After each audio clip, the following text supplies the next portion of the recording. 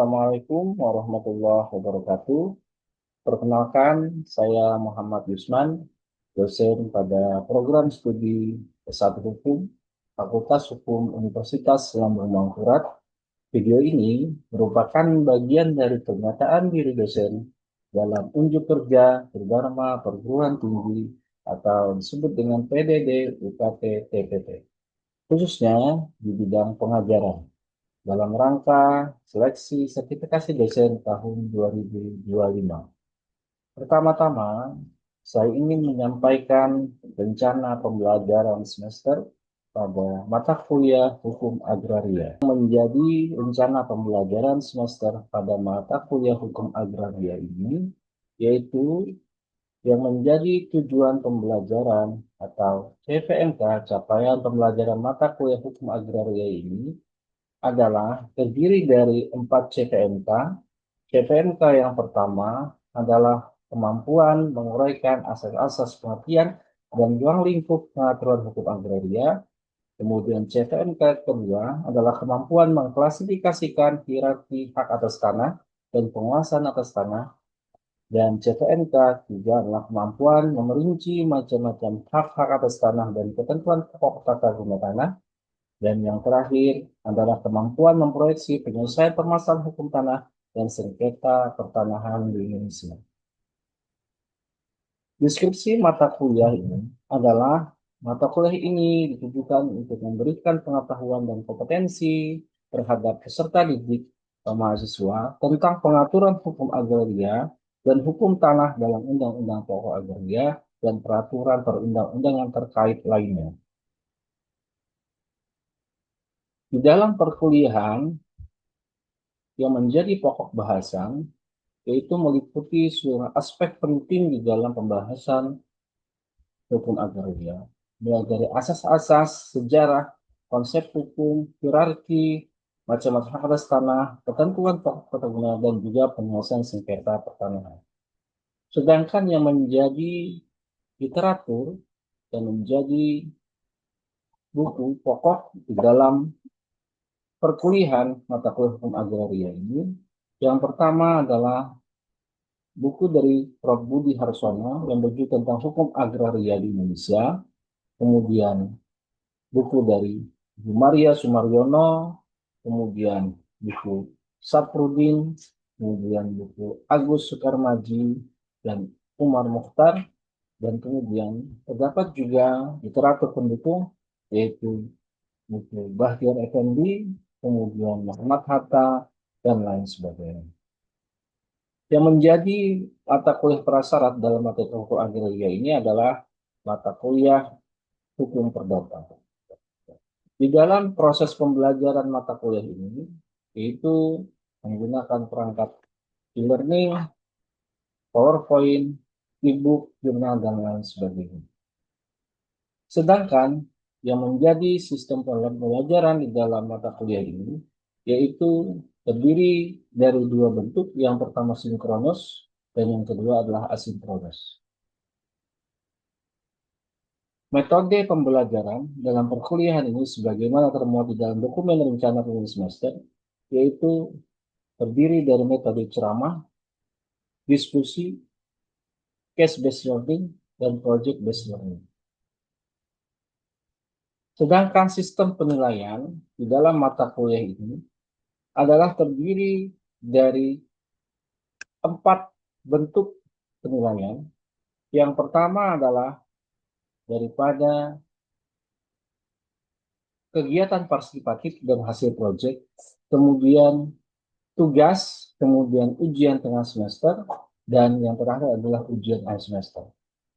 Mengingat dalam kurikulum S1 Hukum pada Fakultas Hukum Universitas Muhammadiyah telah melakukan kurikulum outcome based education, maka ditentukan minimal syarat yaitu telah memenuhi syarat kegiatan partisipatif dan hasil proyek minimal 50%. Sedangkan UTS dan UAS masing-masing pada porsi 25%. Dalam setiap kriteria penilaian telah ditentukan bobot penilaian yang informasi terkait tentang bagaimana penentuan bobot penilaian itu termuat di dalam lembar penugasan yang dapat diakses di dalam e-learning. Pembelajaran di dalam mata kuliah ini telah sesuai dengan konsep BIA, yaitu Delivery, Interaktif, dan Assessment. Untuk lebih jelasnya, dapat disimak pada video berikut ini. Baik, Assalamualaikum warahmatullahi wabarakatuh. Waalaikumsalam warahmatullahi wabarakatuh. Selamat pagi. Selamat pagi semuanya. Pagi, Pagi. Pak. Pagi, Pak. Apa kabar? Sehat semua? Alhamdulillah sehat, Alhamdulillah Pak. sehat. Lah, ya mohon maaf ya, hari ini perkuliahan kita laksanakan melalui Zoom meeting ya, karena untuk fleksibilitas perkuliahan berhubung di luar sedang hujan lebat ya, untuk menghindari berbagai resiko yang tidak diinginkan, sehingga perkuliahan ini Bapak laksanakan melalui Zoom meeting ini. Tentu dalam perkuliahan ini tidak akan mengurangi esensi daripada perkuliahan ini sendiri. Baik, eh, semangat ya, masih semangat ya. Ini sudah di pertemuan yang ke-12. Jadi di pertemuan ke-12 ini dalam mata kuliah hukum agraria ini kita tidak terasa sudah masuk di materi mengenai tanah telantar ya. Tanah telantar di pertemuan sebelumnya Bapak sudah menjelaskan terkait tentang macam-macam hak atas tanah dan juga berkenaan dengan bagaimana terbitnya hak atas tanah itu, kemudian dicabutnya hak atas tanah, musnahnya hak atas tanah, dan juga peralihan atas tanah. Nah, yang tidak kalah penting ada materi yang mesti kalian ketahui dalam konsep hukum agraria kita, yaitu tentang tanah terlantar ya, tentang tanah terlantar. Nah, berbicara tentang tanah terlantar ini, di mana ini Bapak share screen ya, apakah terlihat di monitor kalian atau di gadget kalian? Terlihat, Pak. Lihat, Pak. Suara Bapak terdengar jelas? Terdengar jelas, Pak. Pak. Oke. Jelas, Pak. Nah, jadi ketika kita bicara tentang hak atas tanah, ya, bahwasanya perlu diketahui ya berdasarkan kekuasaan negara ya sebagaimana yang sudah Bapak sampaikan bahwa hierarki atas tanah, hak atas tanah kita itu terdiri dari hak bangsa Indonesia, hak menguasai negara, kemudian ada hak wilayah dan adalah hak pribadi. Nah, terhadap hak pribadi, ya, melalui kekuasaan negara, hak kekuasaan negara, kemudian negara itu dapat menetapkan tanah telantar, ya, dapat menetapkan tanah telantar terhadap hak-hak pribadi, hak-hak pribadi, ya. Nah, apa itu tanah terlantar? Ya, apa itu tanah terlantar? Ini konsep tanah yang konsep hukum yang kita kenal ya di dalam hukum agraria kita, bahwasanya setiap tanah itu kan melihat pada fungsionalnya, tidak hanya bersifat ekonomis, yaitu tanah itu dimanfaatkan dengan sebaik mungkin ya, tapi juga ada melihat fungsi sosialnya. Nah, melihat kepada fungsi ekonomis dan fungsi sosial ini, setiap tanah itu harus diarahkan kepada hal yang produktif. Jadi, tanah itu tidak hanya dikuasai atau dimiliki, tetapi juga harus diusahakan. Ya. Mengingat pasal 33 Undang-Undang Dasar 1945, itu kan disebutkan bahwa bagaimana sumber daya alam itu ditujukan untuk kemakmuran rakyat bersama ya. Nah, maka begitu pun juga terhadap tanah ya, terhadap sumber daya tanah ini. Sehingga bagaimana tanah itu dapat didaya gunakan sebaik mungkin untuk mensejahterakan masyarakat ya, pada dalam arti seluas-luasnya, sebesar-besarnya, maka kemudian tanah itu didaya gunakan. Nah, bagaimana kemudian tanah telantar ini ya diatur di dalam peraturan perundang-undangan kita ya, yang menjadi pokok pengaturan yang secara rinci itu terdapat di dalam peraturan pemerintah nomor 20 tahun 2021 ya. Ini sebagai peraturan yang menentukan ya secara komprehensif, secara rinci bagaimana proses itu dilakukan. Ya. Proses itu dilakukan. Nah, di dalam peraturan pemerintah nomor 20 tahun 2021 ini ditegaskan bahwa kawasan telantar. Apa itu kawasan telantar? Adalah kawasan non-kawasan hutan yang belum dilekati hak atas tanah, yang telah dimiliki izin konsesi atau usaha yang sengaja tidak diusahakan atau tidak berkenan atau tidak dimanfaatkan. Jika tanah yang itu belum dilekati hak, yang kemudian tanah tersebut dilekati atau ditetapkan ya berupa perizinan berusaha, maka ketika tidak dipergunakan atau tidak diusahakan, maka itu dapat ditetapkan sebagai kawasan telantar. Nah, bagaimana kemudian terhadap pengertian tanah telantar, gitu ya? Nah, tanah telantar ini sebagaimana di dalam di dalam pendapat ya, pendapat para ahli hukum pertanahan Indonesia, yang salah satu pendapat dari Profesor Budi Harsono yang mengatakan bahwa tanah telantar adalah tanah yang tidak digunakan atau dimanfaatkan ya, sesuai dengan tujuan pemberian haknya sehingga tidak memenuhi fungsi sosialnya. Nah, ketika tanah telantar ini tidak dimanfaatkan, ya, tidak digunakan, maka tentu ini tidak sejalan dengan fungsi tanah tadi. Fungsi tanah tidak hanya menyangkut fungsi sosial, fungsi pemanfaatannya, ya, fungsi haknya saja dari seseorang yang memiliki atau menguasai, tetapi juga dilihat kepada fungsi sosialnya. Tanah itu harus dimanfaatkan, ya, digunakan sehingga produktivitas tanah, pemanfaatan tanah itu dapat berjalan sesuai dengan kehendak daripada pembentuk ya undang-undang maupun dalam tujuan bernegara kita. Maka bagaimana kemudian tanah itu didaya gunakan, dimanfaatkan. Nah, kemudian terkait tentang tanah telantar ini ya, pengaturan yang bisa kita temukan ya di dalam Undang-Undang Pokok Agraria yaitu Undang-Undang Nomor 5 Tahun 1960. Di sana disebutkan bahwa pada pasal 77 misalnya ternyata hak milik itu bisa hapus jika tanahnya ditelantarkan. Nah, jadi terhadap tanah hak milik sekalipun ya sebagaimana kita ketahui bahwa kan tanah hak milik ini adalah tanah terkuat terpenuh. Jadi kalau kita lihat status hak atas tanah ya, tanah yang paling kuat ya, dari fungsi haknya adalah tanah hak milik. Nah, ketika tanah hak milik ini kemudian dapat hapus, maka apalagi mungkin hak yang lainnya ya, apalagi hak yang lainnya, hak guna usaha, hak guna bangunan dan lain sebagainya. Nah, ini ditegaskan di dalam Undang-Undang Nomor 5 Tahun 1960 yaitu pada pasal 27. Kemudian pada pasal 34 ya, itu hak guna usaha juga dikatakan demikian. Ya, hak guna usaha dikatakan juga dapat hapus jika ditelantarkan. Nah, kemudian terhadap hak guna bangunan ya menurut pasal 40 juga dapat ditetapkan sebagai tanah telantar.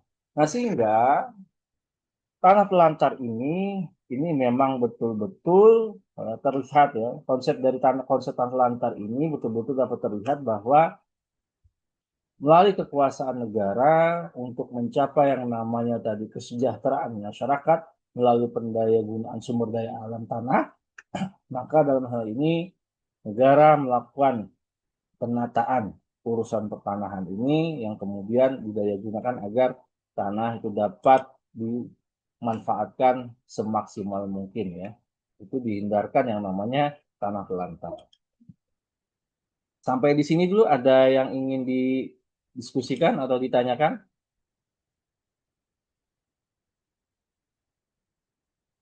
Ada? Belum ada Pak untuk saat Ada. ini. Oke. Kita lanjut ya. Selain dalam ketentuan undang agraria, maka kemudian di dalam peraturan perundang-undangan yang secara teknis atau secara operasional mengatur terkait tentang tanah telantar, ini dapat ditemukan ya di dalam peraturan pemerintah nomor 20 tahun 2021 ya. Ini peraturan terbaru yang berlaku yang menjadi pedoman dalam penentuan atau penetapan tanah terlantar. Yang judul peraturan pemerintahnya adalah tentang penertiban kawasan dan tanah terlantar. Nah, apa yang dimaksud dengan tanah terlantar di dalam peraturan pemerintah ini disebutkan adalah tanah hak atau kemudian tanah hak pengelolaan dan tanah yang diperoleh berdasarkan dasar penguasaan atas tanah yang sengaja tidak diusahakan, tidak dipergunakan, atau tidak dimanfaatkan, atau tidak dipelihara. Nah, dari pengertian ini dapat diketahui bahwa yang pertama ada tanah hak. Nah, ini nanti akan konsep yang bersesuaian sebagaimana penjelasan tentang tanah hak sebelumnya. Itu ada hak milik, hak guna bangunan, hak guna usaha, dan sebagainya. Kemudian ada tanah hak pengelolaan. Nah, ini salah satu bentuk hak ya, sebagaimana telah juga disampaikan pada perkuliahan sebelumnya. Nah, kemudian yang ketiga adalah tanah yang diperoleh berdasarkan penguasaan atas tanah. Ini adalah tanah yang belum didekati hak ya, belum didekati hak, yaitu tanah yang telah dikuasai oleh masyarakat ya, oleh individu namun belum ditetapkan hak atas tanahnya. Yang kemudian terhadap tiga bentuk ya, tiga konsep hak tadi itu yang sengaja tidak diusahakan atau tidak dipergunakan atau tidak dimanfaatkan dan atau tidak dipelihara. Yang kemudian terhadap ini semua berdasarkan konsep ini maka kemudian tanah itu dapat dinyatakan tanah terlantar.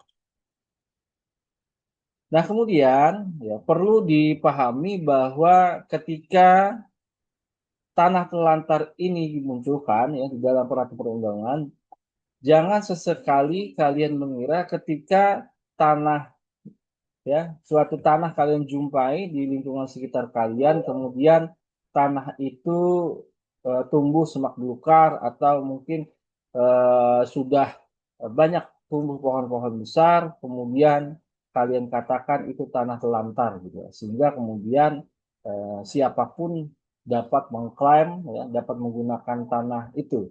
Tidak demikian. Tentu bagaimana tanah telantar itu ditetapkan ada prosesnya, ada pedoman yang menentukan. Tidak serta-merta ketika melihat kondisi fisik tanah yang terlihat tidak terawat, tidak terurus, kemudian dikatakan sebagai tanah telantar. Mana peraturan pemerintah ya nomor 36 tahun 98 itu memberikan konsep tentang kriteria tanah telantar ya.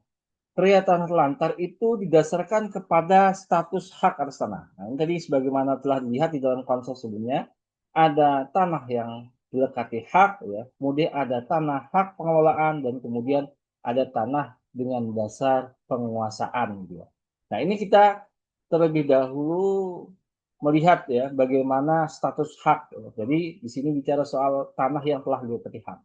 Tanah-tanah yang dilekati hak tersebut adalah tanah hak milik.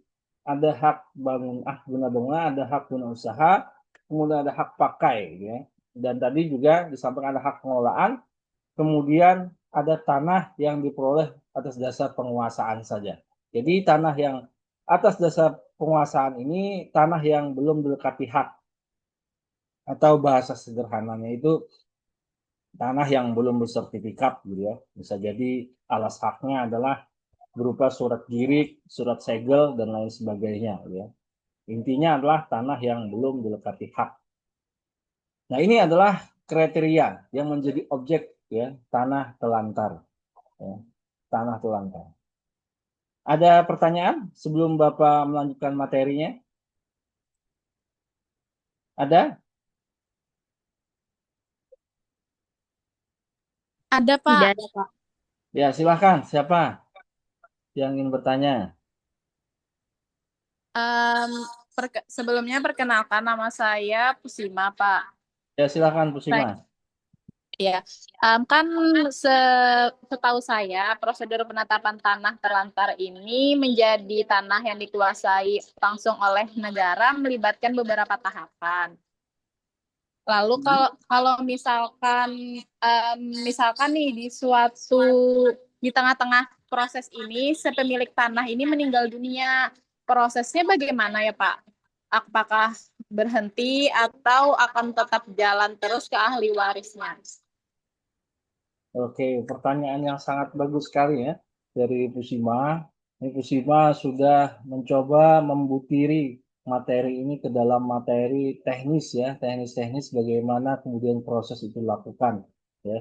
Bagaimana tadi juga mengaitkan ini suatu yang sangat apa namanya sangat menarik sekali ketika eh, muncul kasus ya yang terjadi di masyarakat dalam proses apa namanya penetapan tersangka kemudian terhadap subjek pemegang haknya ternyata meninggal dunia. Ini sangat bagus sekali ya pertanyaannya.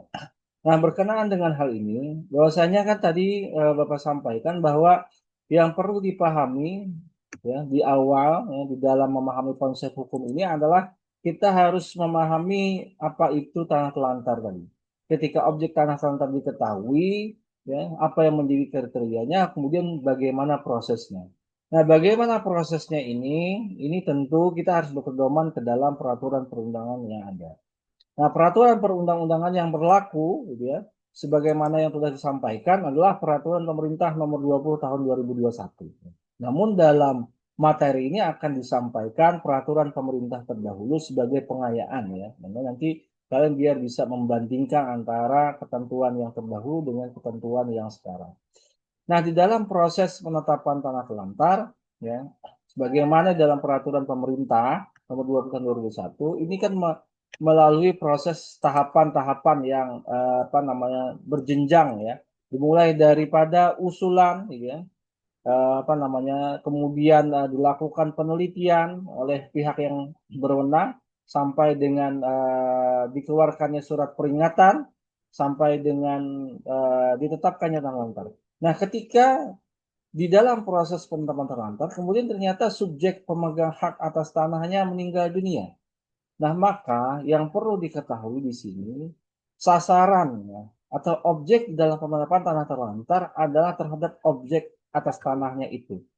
Jadi kondisi yang dilihat yang paling pokok adalah objeknya itu. Ketika misalnya telah diterbitkan surat peringatan atau SP, gitu ya. SP pertama atau kedua ternyata kemudian pihak yang diberikan peringatan itu melakukan penggarapan atas tanah itu. Tanah itu kemudian didaya gunakan, maka proses itu akan berhenti. Gitu. Proses menuju pada penetapan itu akan dihentikan. Sehingga yang dilihat itu adalah fisik tanahnya, ya, fisik tanahnya. Maka karena fisik tanah yang dilihat, meskipun nanti subjek pemegang hak atas tanahnya meninggal dunia, maka tidaklah membuat proses itu dihentikan, ya. Proses itu tetap dilakukan sepanjang tanahnya tidak didaya gunakan. Sehingga tidaklah kemudian meninggalnya si subjek ya, pemegang hak itu mempengaruhi di dalam proses penetapan.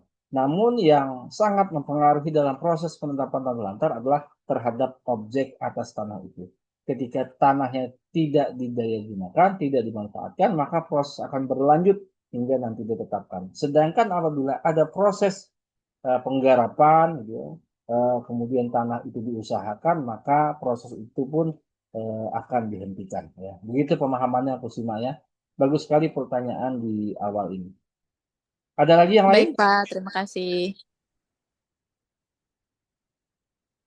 Ada? Atau kita lanjutkan materinya? Inji Pak, bisa Pak. Ya, kita lanjutkan ya. Untuk mempertajam pemahaman ini, ya, maka kemudian penting kiranya untuk kalian memahami lebih jauh, membandingkan ya, ketentuan peraturan perundang-undangan yang mengatur berkenaan dengan tanah telantar ini, kalian agar kiranya dapat melakukan pendalaman ya, terhadap peraturan perundang-undangan yang ada, yang tentunya juga dikuatkan dengan literatur-literatur yang mendukung. Ya, tadi Bapak sudah menyampaikan bagaimana konsep tanah telantar, kriteria, dan juga secara singkat terkait tentang tahapan proses penetapan tanah telantar. Nah, berikutnya kalian silahkan dalami ya, bagaimana ketentuan tersebut diatur dalam peraturan pemerintah nomor 11 tahun 2010 dan juga di dalam Peraturan Pemerintah Nomor 20 Tahun 2021. Nah, Peraturan Pemerintah 20 2021 itu peraturan yang existing, yang berlaku sekarang. Nah, jadi ini pengayaan ini Bapak coba ya minta kepada kalian untuk membentuk kelompok ya, karena mahasiswa mata kuliah jumlah 60 orang, maka silahkan bentuk sebanyak 6 kelompok ya, 6 kelompok untuk kalian tentukan sendiri ya, kalian sendiri. Kemudian setelah itu kalian dapat mendiskusikan ya. Kemudian dari hasil diskusi kalian tersebut kalian buat ya suatu hasil kerja, yaitu berupa tulisan ya dalam bentuk makalah ya. Dalam hal ini adalah bagaimana kalian mampu membandingkan antara materi PP nomor 11 tahun 2020 dengan PP 20 tahun 2021 ini. Adapun yang mesti termuat dalam penugasan ini, yang pertama kalian harus memunculkan konsep hak atas tanah yang dikatakan telantar, kemudian bagaimana konsep tanah telantar itu, kemudian berapa lama waktu terhadap hak atas tanah itu kemudian dapat ditetapkan telantar, kemudian bagaimana juga terhadap tanah tersebut dilakukan proses penetapan tanah telantarnya. Nah, sehingga kalian juga harapannya di dalam penugasan ini dapat mengkontekstualisasikan ke dalam kasus yang terjadi di kehidupan kalian sehari-hari ya. Kalian coba telusuri di sekitar kalian ada tanah-tanah yang menurut kalian itu tanah telantar. Nah, bagaimana kemudian kalian dapat mengumpulkan ya, informasi terkait tanah telantar yang kalian anggap tanah telantar tersebut, kalian kaitkan dengan materi perkuliahan kita hari ini. Jadi nanti penugasan ini outputnya adalah berupa makalah ya, yang tentu bagaimana ditulis sesuai dengan kerangka penulisan ilmiah ya. Maksimal adalah 20 halaman, minimal 15 halaman. Nanti penugasan ini silakan kalian kumpulkan melalui e-learning ya. Nanti bahkan Bapak buka portal linknya untuk kalian upload ya hasil tugas kalian ini. Yang kemudian penugasan ini adalah sebagai bentuk tugas proyek ya di antara bentuk penilaian dalam perkuliahan kita ya selama 16 kali pertemuan ini. Dan nanti hasil proyek ini akan dipresentasikan di minggu yang akan datang ya. Oke, terkait penugasan ada yang ingin ditanyakan? Tidak ada, Pak. Ya. Yang lain semua jelas? Jelas, Pak.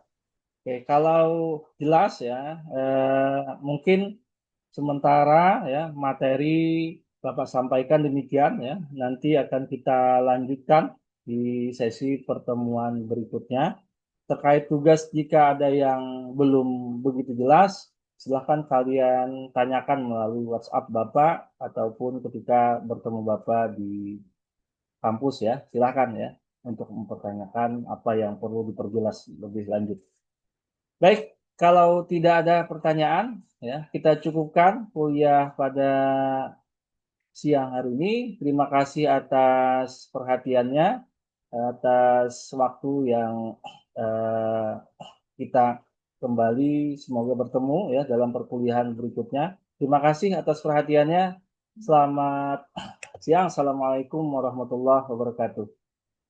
Waalaikumsalam warahmatullahi wabarakatuh.